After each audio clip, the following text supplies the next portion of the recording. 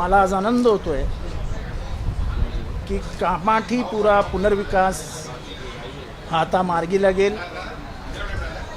त्याच्या कामाठीपुराची कॉपी आहे, त्याच्या रिडेव्हलपमेंटची पूर्ण कॉपी आमच्याकडे आहे. कसं करणार हे निश्चित केलेलं आहे. आता मी उघडपणाने सांगतो की 100% रहिवाशांची आणि 100% जमीन मालकांची परवानगी आमच्याकडे आहे. त्याच्यामुळे कुठेच काही अडण्याची शक्यता नाही. देव करो आणि न अडो. कारण का मुंबईतल्या सर्वात गरीब आणि शेवटच्या माणसाला घर देण्याचा प्रयत्न आहे. 29 एकरची जमीन आहे. 8,392 लोक त्याच्यात राहतात. कामाठीपुरा कशासाठी ओळखला गेला हे तुम्हाला माहिती आहे. पण कामाठीपुरा हा कामाठी तिथे राहायला आले, ज्यांनी मुंबई बनवली त्या कामाठ्यांमुळे तो कामाठीपुरा म्हणून ओळखला जातो. आणि तिथे कोणीही राहणारे असो, मी अख्खा कामाठीपुरा फिरून आलो आहे. अगदी माझ्या ज्या बहिणी तिथे आहेत त्यांच्या घरात जेवूनही आलो आहे. परिस्थिती अतिशय वाईट होती. त्यांच्या मुलाबाळांना ह्याच्यापुढे चांगलं जीवन मिळावं म्हणून कामाठीपुरा माझ्या मनात होतं. आज ती महाविकास आघाडीतर्फे घोषणा करून BDD चाळीचं काम जलद गतीने पुढे जातं आहे. जे 25 वर्ष झालं नव्हतं ते BDD चाळीमध्ये झालं आहे आणि पुढच्या एक साधारण 5 वर्षामध्ये BDD पूर्ण झालेलं आहे. अनेक वर्ष अडलेला पत्राचाळ म्हणायचं नाही. हा अजितदादांचा निरोप होता. याच्यापुढे त्याला सिद्धार्थ नगर म्हणून ओळखलं जाईल. त्याचंही सगळं काम पूर्ण झालं आहे. त्याचं टेंडर पूर्ण झालं आहे. 692 लोक जी निर्वासित झाली होती, ज्यांना बिचाऱ्यांना घरच मिळत नव्हतं, त्या सगळ्यांच्या घराचा पुनर्बांधणीचा जो प्रकल्प होता त्याला सुरुवात झाली आहे. येत्या 1.5 ते 2 वर्षामध्ये 692 लोकांना घरं दिली जातील. तिथे 306 लॉटरीधारक होते जे घराच्या प्रतीक्षेत आहेत. त्यांनाही पुढच्या 1.5-2 वर्षामध्ये त्यांचीही घरं दिली जातील, कारण का त्यांनी पैसे भरले होते. तसेच RR बोर्ड जे म्हणजे दादर माहीमपर्यंत होतं, ते आता दादर माहीम पुरतं न ठेवता RR बोर्ड आता पूर्ण मुंबईवर असेल, ज्याच्यामुळे ज्या जुन्या इमारती आहेत त्या इमारतींना आपल्याला तिथल्या नागरिकांना न्याय देता येईल.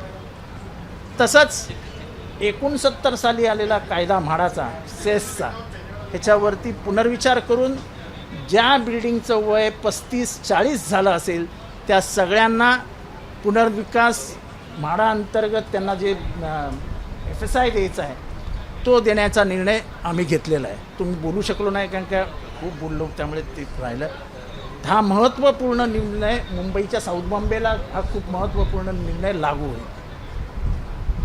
पुण्यालाही आम्ही SRAचे निर्णय समान करतो आहोत. जे मुंबईत आहेत तेच पुण्यात येतील. पुण्याला एक जनता कॉलनी नावाची पर्वतीच्या खाली प्रचंड मोठा एरिया आहे. तो हाईट रिस्ट्रिक्शनमुळे अडला होता. ती हाईट रिस्ट्रिक्शन आता हटवण्यात आली आहे. तिथे 56 फुटापर्यंत बांधकामाला परवानगी मिळाली आहे. मला वाटलं जनता कॉलनीमध्ये राहणाऱ्या खास करून आमच्या दलित वर्गाला हा एक चांगला निर्णय आम्ही दिलेला आहे. तिथे कष्टकरी, शोषित, वंचित लोक राहतात. त्यांना घरांची गरज आहे आणि ती गरज ह्या माध्यमातून पूर्ण होईल. पुण्याला SRA हा समान करण्यात आला आहे आणि त्या SRA म्हणजे मुंबई पुण्याचा SRA एक असेल. मला तिथे जो सर्वात मोठा प्रकल्प करायचा आहे तो आहे येरवड्याच्या बाजूला जी आमची मोठी म्हाडाची जमीन आहे. तिथे एक मोठं बिझनेस सेंटर किंवा म्हणजे लोकांना नोकऱ्या मिळतील तिथेच राहणाऱ्या असं काही निर्माण करता येतो आहे का, त्याची तपासणी आम्ही करतो.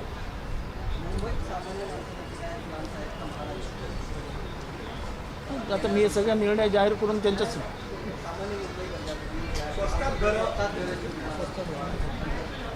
म्हाडाची लॉटरी आहे ना, चालूच आहेत लॉटऱ्या. तर लॉटऱ्या चालूच आहे ना, धडाधड 3 महिन्यात 3 लॉटऱ्या निघाल्या. तिन्ही BDD चाळींचं नामकरण केलं जाणार आहे. ते नामकरणावर नाव देणार होतात, नाही दिलं. वरळी BDD चाळीला बाळासाहेब ठाकरे नगर, नायगावच्या BDD चाळीला शरद पवार नगर आणि NM जोशी मार्गाच्या BDD चाळीला राजीव गांधी. तसंच असं आहे की म्हाडा म्हणजे निवारा. तो निवारा देत असताना आपण कसा देतो महत्त्वाचा नाही. आम्ही कॅन्सर रुग्णांच्या नातेवाईकांना निवारा दिला. आज 100 फ्लॅट टाटा हॉस्पिटलच्या नावे करून टाकले, त्यांना निवारा दिला. आज आम्ही गर्ल्स अँड बॉईज हॉस्टेल बांधतो जिजामाता नगरमध्ये. तिथे साधारण 1000 विद्यार्थ्यांची सोय केली जाईल. त्याचा हा नकाशा, नारळ फोडायचं काम बाकी आहे. येत्या 15 दिवसात नारळ फोडलं जाईल. तसंच वर्किंग विमेन हॉस्टेल हे ताडदेवला बांधलं जात आहे.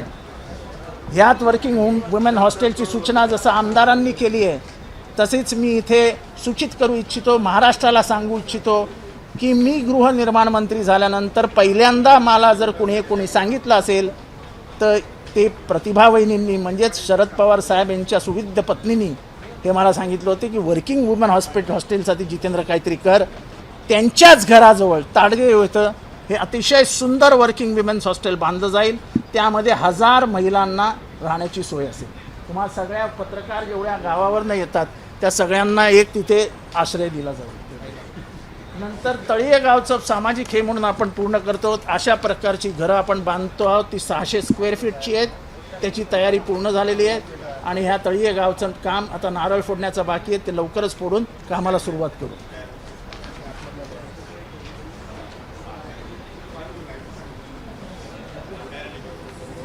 ते घर असं साधारण असं असेल.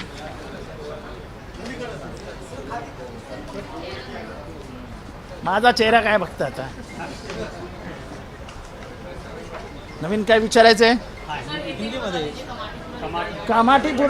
कामाठीपुरा बरोबरच आम्ही उमरखडीचं डेव्हलपमेंट घेतो आहोत. त्याचबरोबर मिल्लतनगरचं डेव्हलपमेंट घेतो आहोत.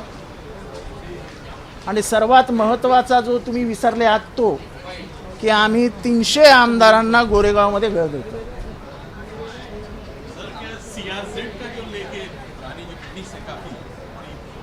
अभी CRZ का प्रॉब्लम तो वो मेरे हाथ में नहीं है ना CRZ निकालना. लेकिन मेरी इच्छा है कि CRZ में फंसी हुई जो म्हाड़ा की इमारतें हैं उनको कुछ अलग बाजू में लेके हम अगर उसको FSI दे सकते तो वो देकर उनको भी न्याय मिलना चाहिए. हाँ, डिलेपेटेड कंडीशन में जो बिल्डिंग है उसके लिए हमने कानून बनाया था कि म्हाड़ा एक्विजिशन कर सकती है. पिछले 2 साल ये कानून राष्ट्रपति भवन में पड़ा हुआ है.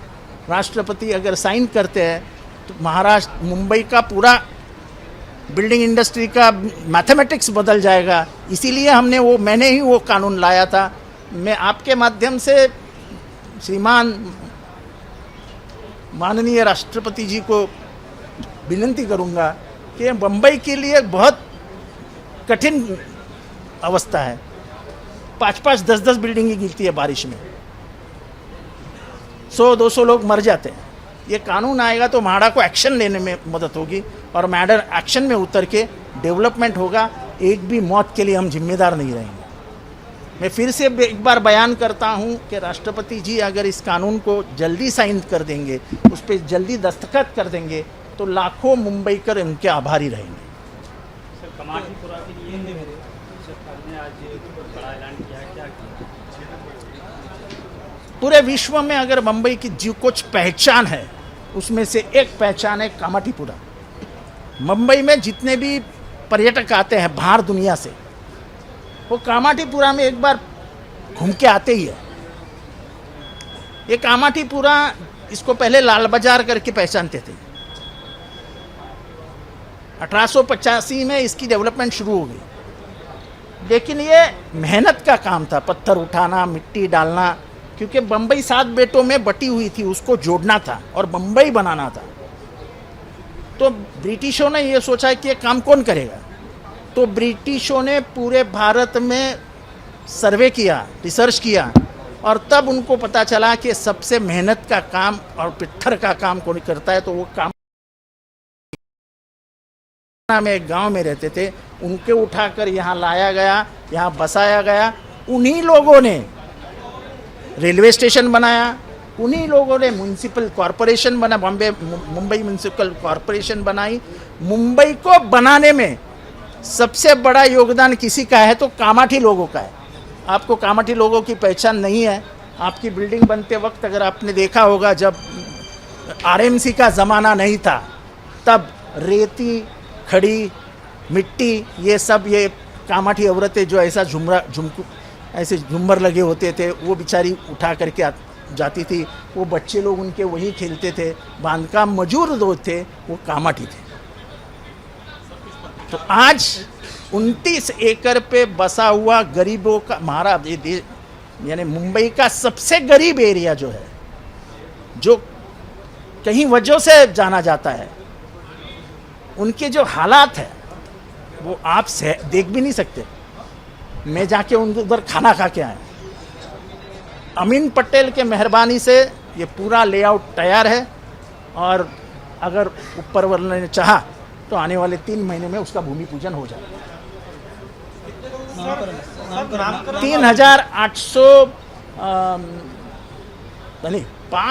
8,500 कुछ लोग हैं वहाँ पे 29 एकड़ पे, सबको 500 स्क्वायर फीट का घर मिलेगा। कामाठीपुरा का नाम बदल नहीं सकता। पूरे दुनिया में जिस नाम से वो जाना जाता है उसी का नाम होना चाहिए। बीडीडी का भी नाम बदला नहीं जाएगा। बीडीडी लिखेंगे और नीचे बाल ठाकरे नगर लिखेंगे।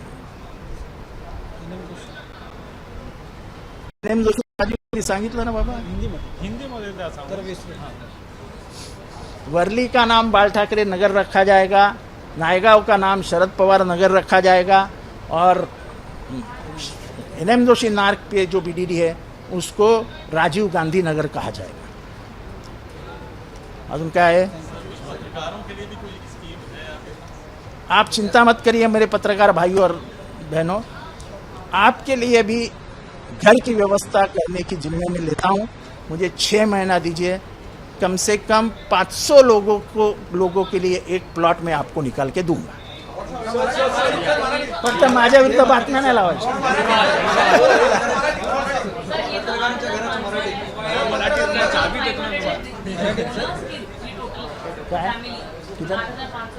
नहीं, ऐसा है कि तिथे उधर पागड़ी से रहने वाले लोग हैं और प्लॉट छोटे छोटे हैं। कोई प्लॉट 1000 मीटर का प्लॉट किसके पास नहीं है, 50 मीटर 100 मीटर, वो मालिक को भी हम घर दे रहे हैं। उनको दरबदर नहीं भटकने देंगे।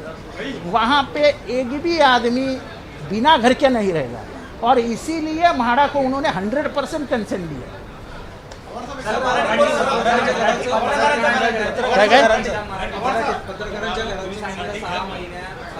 असं आहे की 6 महिने म्हणजे लगेच 6 महिने पकडू नका, नंतर माझ्या पत्रकारांना घर देण्याची जबाबदारी मी घेतलेली आहे। जसं मी मुंबईतल्या सर्वसामान्य माणसाला, मुंबईतल्या नाही तर ठाण्यातल्याही, ठाण्यामध्ये पवारनगर, लोकमान्य नगर नाही, पवारनगर आणि बाजूला एक नगर आहे अजून, म्हणजे वर्तक नगर नाही,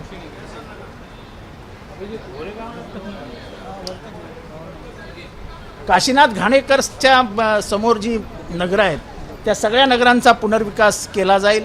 फक्त मी एकच तुमच्या माध्यमातून त्या सगळ्यांना सूचित करतो, अनधिकृत बांधकाम बंद करा। जसं कोर्टाने सांगितलंय मोतीलाल नगरमध्ये की अनधिकृत बांधकाम निष्कासित करता येईल, तशी ती ऑर्डर आज पूर्ण म्हाडा कॉलनीजला लागू झालेली आहे। एक ऑर्डर झाली की दुसऱ्या ऑर्डर घ्यायच्या नसतात। त्यामुळे उगाच आपण अनधिकृत बांधकाम करून फसू नका। आपल्याला मी छान सुंदर घर बांधून देतोय। ह्या घरात तुम्ही जे घर घेतलंय त्या घरापेक्षा मोठं देतोय। तुमचं घर हे हिरानंदानीच्या सर्वात चांगल्या प्रोजेक्टच्या समोर आहे। म्हणजे ही घरं ही तुमची हिरानंदानीच्याच एवढी चांगली असतील। तेव्हा माझ्या तिथे राहणाऱ्या गरीब मराठी माणसांना मी सांगू इच्छितो, अनधिकृत बांधकाम करू नका। म्हाडा तुम्हाला चांगली घरं देण्याची जबाबदारी स्वीकारते। एबीपी माझा, उघडा डोळे बघा नीट।